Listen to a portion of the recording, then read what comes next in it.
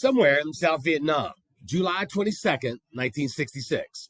Dear Jim, another hot day has passed in the field, and is often the case with search and destroy missions, no Viet Cong were sighted. We were flown in by helicopter at 7 o'clock this morning and arrived back at base around sunset. Even though we found no Viet Cong, one always has the feeling that they're there watching. The Cong are masters of concealment.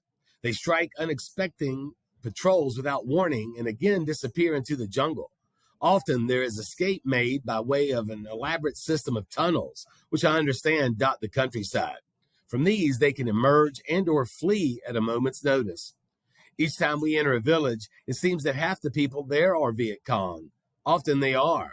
Many are farmers who merge with the general population when not engaged in fighting. This is another reason why they're difficult to detect. Although today's patrol was uneventful, the same cannot be said for what happened last week. When I arrived in Vietnam, I heard of the various tactics the Viet Cong use in their guerrilla-style fighting.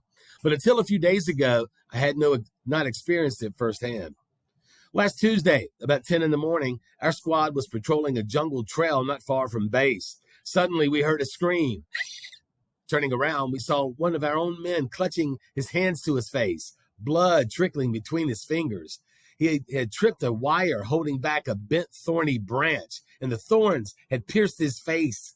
Luckily, the thorns missed his eyes, or he would have surely been blinded.